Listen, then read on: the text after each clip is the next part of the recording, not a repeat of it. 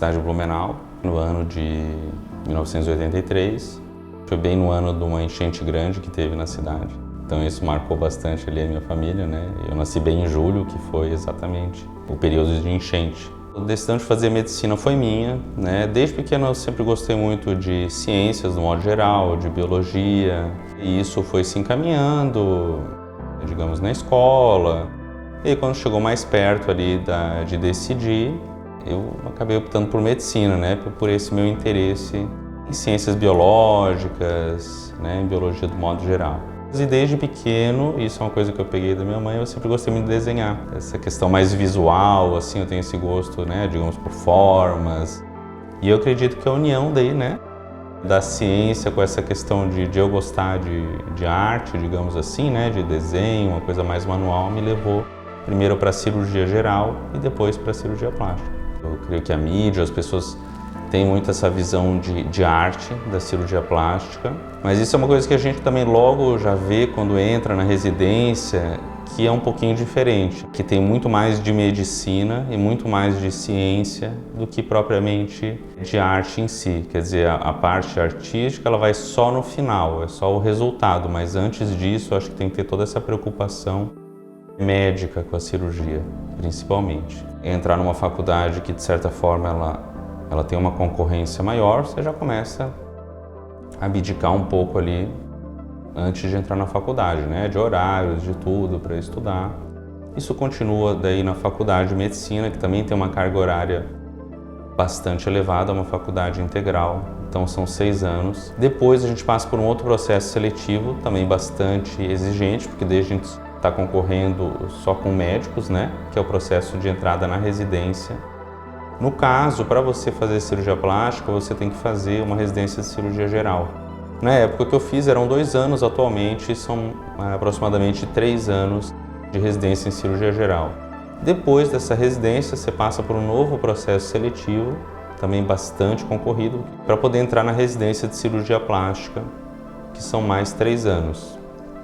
Então, se você somar tudo isso, dá cerca de 11 a 12 anos de preparo, de estudo, para se tornar um cirurgião plástico. E claro, depois desse tempo todo, de toda essa carga horária, que vem, de certa forma, o preparo, né, e a maturidade para começar a atuar dentro da área. Eu gosto muito de tudo dentro da cirurgia plástica, é difícil escolher. Mas claro que os caminhos vão, muitas vezes, levando você para uma determinada parte ou outra. Eu posso dizer que eu gosto muito de cirurgia da face, do modo geral, e gosto bastante de cirurgia da mama e cirurgia do contorno corporal. Pode falar lipoaspiração, abdominoplastia, esse tipo de procedimentos. Como a cirurgia plástica, ela, diferentemente de outras áreas da medicina, ela sofre muita influência, digamos, ou aparece muito na mídia, ela é uma área que sim, tem os seus modismos.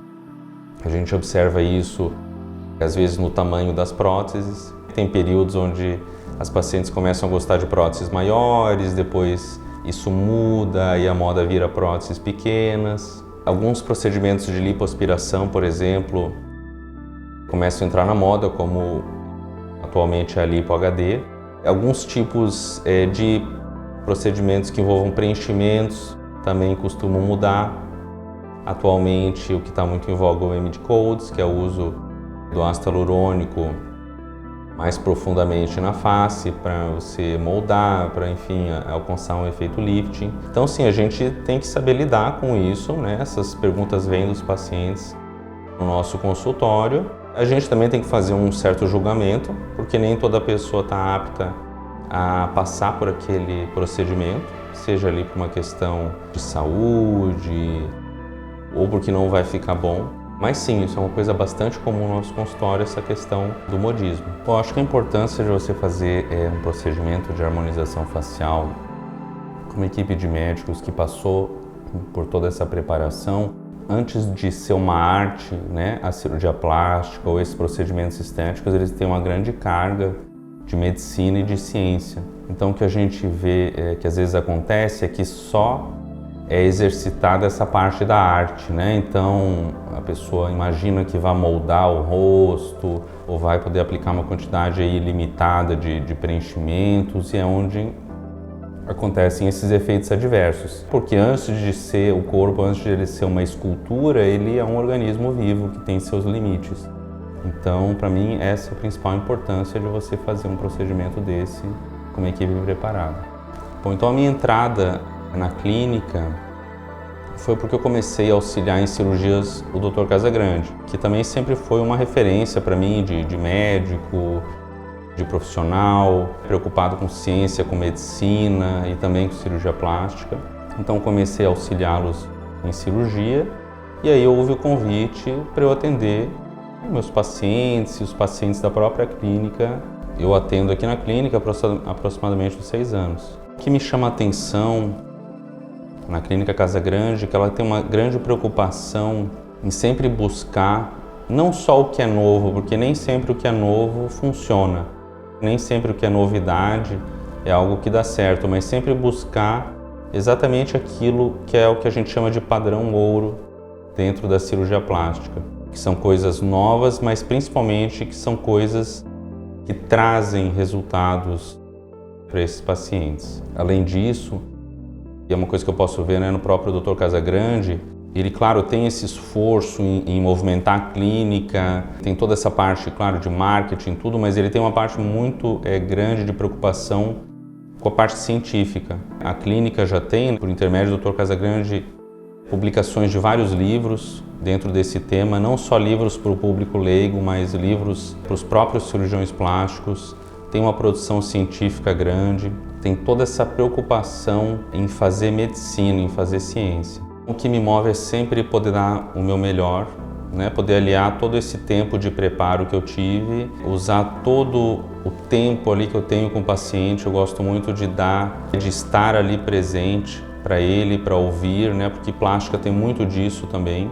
Eu sei que existem algumas, digamos, padrões estéticos, universais, mas cada pessoa tem um gosto. Eu acho que isso também o médico tem que respeitar. Então acho que isso é uma das coisas que me move, assim, poder doar meu tempo, poder estar presente e, claro, como todo cirurgião plástico, também ver o resultado final, ver a satisfação dessa pessoa. Acho que isso é um maior pagamento que eu posso ter. Como todas as áreas da medicina, a cirurgia plástica está sempre em atualização. Tem os congressos, então todo ano eu busco me atualizar, estar por dentro disso que acontece, trocar experiências com cirurgiões do Brasil e de outras partes do mundo. Ano passado, recentemente, eu fiz um estágio em cirurgia da face em Nova York, que eu acho que foi uma experiência de grande aprendizado para mim. E dessa forma, eu acho que é importante, sim, para todos os médicos e cirurgiões entrar sempre nesse fluxo de atualização, porque a cirurgia plástica ela é uma ciência como outras e o conhecimento é uma coisa que todo dia evolui um pouco. Bom, então quando a gente sai, né, para fazer um estágio, um congresso, claro que a gente sempre traz um pouco, né, porque esse é o objetivo de sair, né, do Brasil. Quando a gente volta, a gente vê que a gente realmente não deixa nada a desejar, tanto em termos de tecnologia do centro cirúrgico, de cuidados. Eu acho que nisso o Brasil ele é bastante exigente com todos os protocolos sanitários e protocolos de segurança, e também na parte técnica. Eu acho que o brasileiro, o médico, o cirurgião plástico brasileiro é muito preparado. Então acho que toda vez que a gente sai, quando eu volto eu fico gratificado por perceber isso. Depois de um dia de trabalho, né, depois de um dia longo ou depois de 5, 6 horas em pé na cirurgia, chegar em casa, abraçar minha esposa, abraçar minha filha, realmente é uma coisa muito recompensadora. Quanto mais a gente trabalha, mais a gente valoriza esses momentos, que é só de estar em família, seja com meus pais, com meus sogros, com a minha esposa, com a minha filha. São momentos que realmente não tem preço. É só estar junto, ainda mais atualmente, né, nisso tudo que a gente está vivendo.